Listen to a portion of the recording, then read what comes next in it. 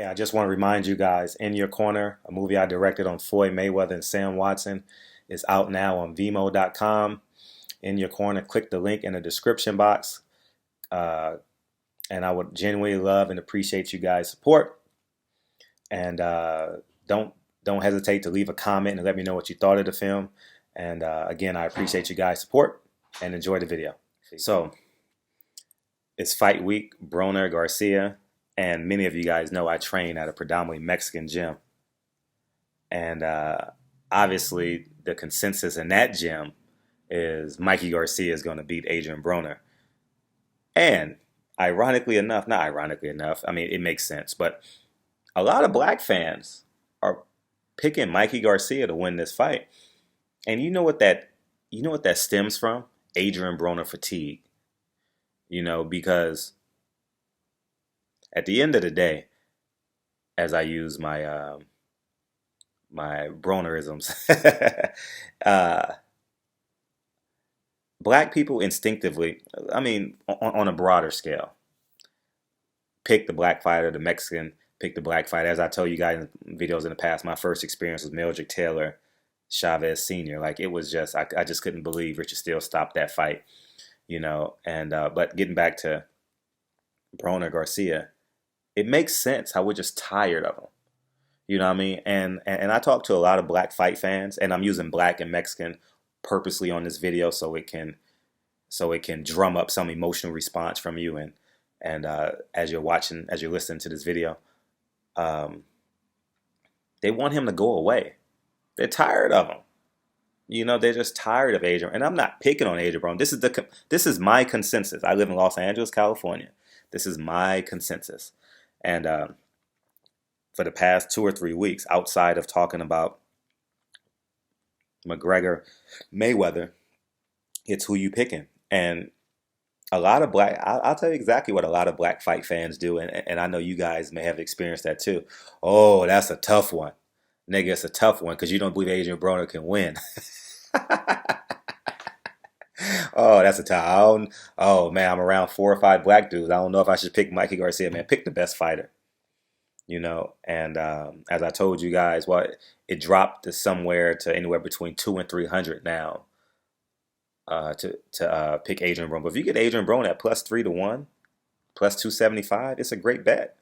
It's a great bet. And if you lose the bet, don't hang your hat on it. Don't curse yourself out. Just don't drink next weekend. Just don't eat out. Just, have the next date you have with the girl you chasing at a park. Have a picnic. Make some ham and cheese sandwiches, or you know what I mean. Have a picnic. Cut your budget in half somewhere else. But betting on Adrian Broner is a great bet in this fight.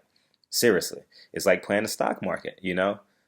Um, and I'll give the next tragedy happens in America. I'll tell you what stocks I believe will do well, and you always got to find holes in the system. You know what I mean? And that's just the hard reality. Like, I forget who North Carolina played. North Carolina played in the championship. They were only 1.5 point favorites. I was playing poker that night, or that night in Vegas, the Sunday night before the game, and I told everyone at the damn thing, I said, if you get the best team in America at -1.5, you better take it. It is the bet of the year. And obviously, North Carolina covered. I believe North Carolina did. North Carolina, yeah, I believe North Carolina covered by a few points. But you got to find holes in the system. You know what I mean? And that's just that's the real reality of America. Vegas makes mistakes at times, and I'm not sure if this is a mistake, but it's a great opportunity. It's an above average opportunity. And but as I digress back into Adrian Broner, Mikey Garcia is technical. He's efficient. And here's what a lot of boxing fans are misunderstanding. People are enamored with when physical attributes are realized. So, for example, when Floyd Mayweather slips a punch, it looks beautiful, right? Mikey Garcia slips punches with his footwork. Mikey Garcia slips punches with his hand positioning. Mikey Garcia slips punches very subtle. He parries a lot of punches. He's not like his movements are not as outstanding as an Adrian Broner. You get what I'm saying? And I just think that boxing fans are misunderstanding and quite possibly misinterpreting who Mikey Garcia is. Mikey Garcia is cerebrally one of the most athletic guys in boxing. You understand what I'm saying? And I told you guys that about Keith Thurman and Danny Garcia. I told you guys Keith Thurman's brain will win this fight. You know what Keith Thurman did in that fight? He aggressively won the first 5 out of 6 rounds. That was his mission. You know how like the San Francisco 49ers, when they had the coach, the first 20 plays were scripted. I forget what coach it was. You understand what I'm saying? Same thing holds true here. Keith Thurman made a point. I'm going to win the first 5 or 6 rounds. And Mikey Garcia is cerebrally one of the most athletic guys. I've seen it with my own eyes, you know, and as I tell you guys, I'm very passionate about boxing, but I always try to be pragmatic with you guys. And I've seen Mikey Garcia with my own eyes. Is Mikey Garcia much thinner than Adrian Broner? Absolutely. Will Mikey Garcia quite possibly get knocked down in this fight? Absolutely. Adrian Broner doesn't know how to weight bully somebody. You know, Mikey Garcia is not going to stand in front of him and bang. He's going to use small, acute angles, man. I just wish the average boxing fan, see, what's not understood and what we don't see in boxing, I see it becomes real visible when I rewatch the fight and I see the foot positioning. You know, Mikey Garcia doesn't get enough credit for his foot positioning, and Adrian Broner is getting too much credit for his footwork, which he doesn't have. He's a very flat-footed fighter.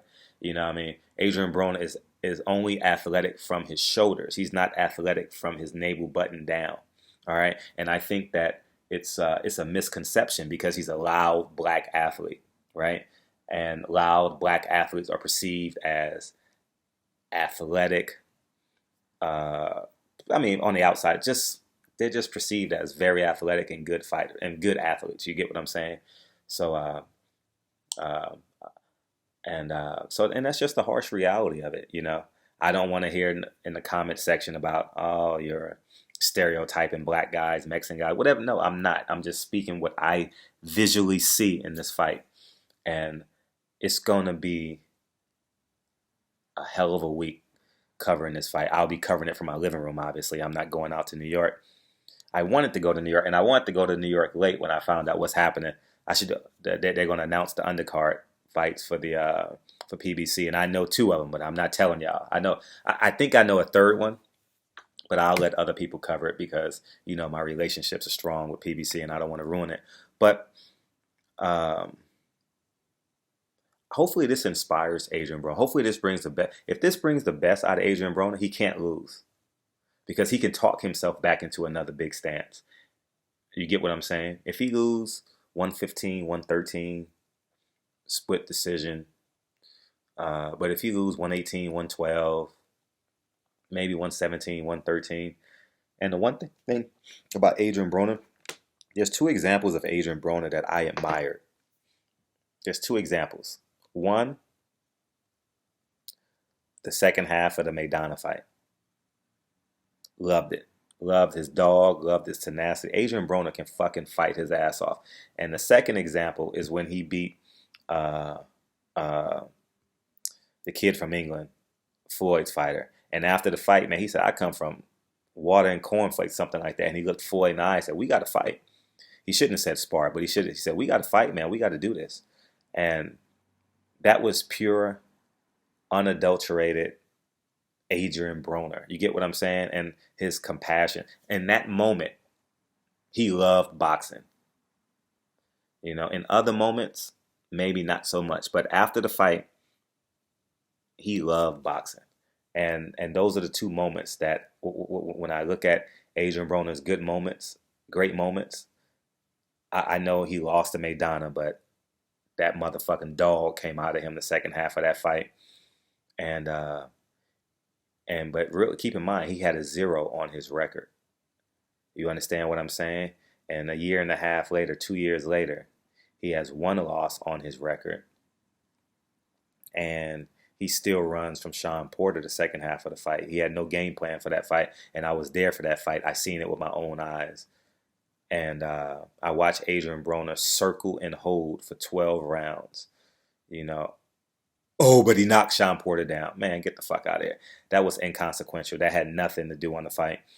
I've never seen Sean Porter on the canvas.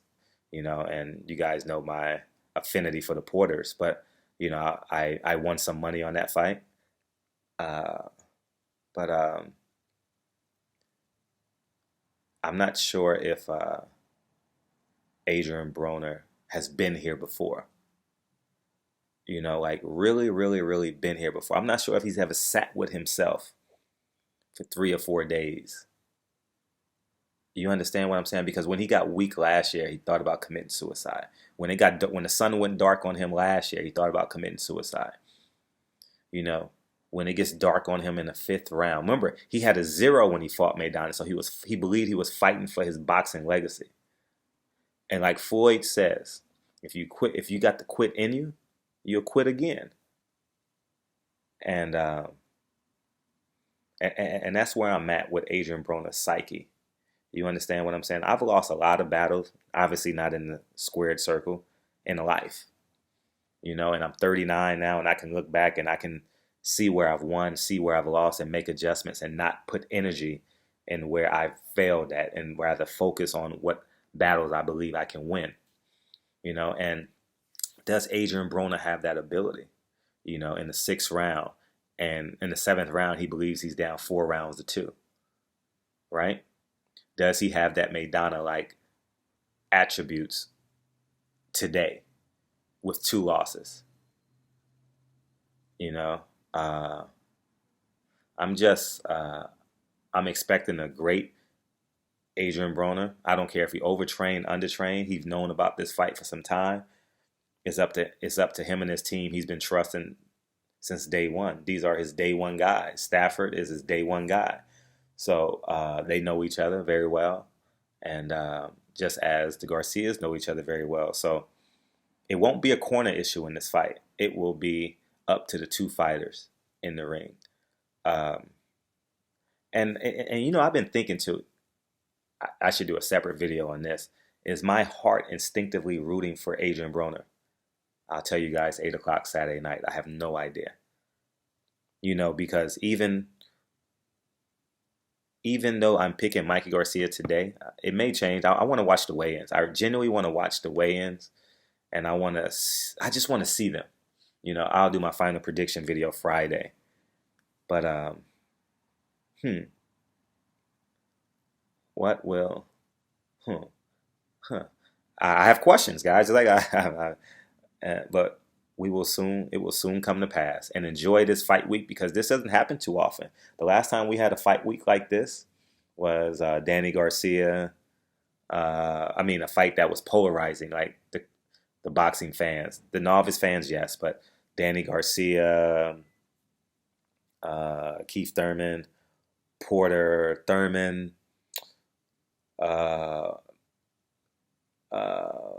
maybe Klitschko Joshua. So these weeks doesn't happen too often where you're critiquing everything. From the walk in to the walk out. It's fight week, guys, and so we're gonna get it in, guys. It's gonna be a great week. I'll try and do, because I know a fight week like this, you guys you guys genuinely want to hear opinions on what the hell is going on, and so I believe Mikey Garcia to be a good guy. Adrian Broner is gonna be portrayed as the villain in this fight, which isn't a bad idea. Be the villain, relish in being the villain, Adrian Broner. But Friday night, I wish that you do this, and the reason why I say Friday night is because when I covered Porter Broner, Friday night at about 10 o'clock, Adrian Broner left the MGM. See, this is what I'm talking about. When you have 1 loss versus 0 losses, you make unconscious decisions. At 10 o'clock that night, Tank fought Devin Haney that night before Porter Broner. He was in the gym watching them spar. And Floyd Mayweather alluded to that too. He talked about that. Adrian Broner, Friday night, I need you to think about your family. I believe he has 6 or 7 kids, 5 baby mothers you have to support. And think about where you want to be at 37, at my age, 39. Because with your mouthpiece and your ability to sell, you have a chance to make a lot of money, and have a hell of a legacy. And I don't know where you stand with that, but in these quiet moments, Adrian Broner has to win in quiet moments. That should be another video. Adrian Broner has lost a lot in his quiet moments. And will he win in the quiet moments in the corner when he's quite possibly could be down 4 rounds to 2, 5 rounds to 2, maybe getting visually losing to the fans. You get what I'm saying? Like, he hasn't been knocked down, but Mikey Garcia's landing the better punches, and everyone in the arena in the world can see that Adrian Broner's losing. What does he do in those quiet moments in his head? I know Stafford is talking to him, but you have moments of realization. Just like when I went to college, I realized I wasn't a professional basketball player, like an NBA level basketball player. I was like, no, these motherfuckers are good. In high school, I thought I had a chance. I was pretty good in high school. And when I got to college, I said, I think I need to hustle my way and do something else. I did. You go to practice and you got guys with hands twice your size, jump out the gym, uh, better physical frames than me. I was a 140-pound, 5'6" point guard, who was lightning quick and had a good pull-up jump shot. So but I knew, I was honest with myself. I'm going to ride this, take this as far as I can. And I believe I did the best I could, you know. But in those quiet moments with Adrian Broner, when the bell rings and he's walking back to his corner, what is he thinking? Am I going to win round 7? Or do I survive like Sean Porter and not get knocked down or knocked out or embarrassed? He didn't want to get embarrassed against Sean Porter, so he held and circled the ring. So Barbershop Conversations, guys. Make sure you guys watch the movie. I appreciate you guys. A lot of you guys are ordering the movie. I genuinely appreciate you guys. You guys are awesome. And let's have dialogue all week. So let's talk. Will Adrian Broner win those quiet moments? The quiet moments should be starting now because it's fight week. And I remember when I played football, Sunday we celebrated, Monday we watch film, and we on to, it's Division III, Whittier College. It's on to Pomona, Pitzer, Occidental, being in that frame, you know what I mean? Like studying your opponents. Like I had to study the DB's tendencies, how to know if they're in cover 2, cover 3, cover 0, his foot positioning. You had to go over that shit in film study and all that type of thing. So, but, quiet moments begin. I know I said Friday, but the quiet moments with Adrian Broner and I know he's going to have a lot of people around him, but it starts now. Adrian Broner. If Eminem was ending this video, he would say, will Adrian Broner stand up? I'll holla. Peace.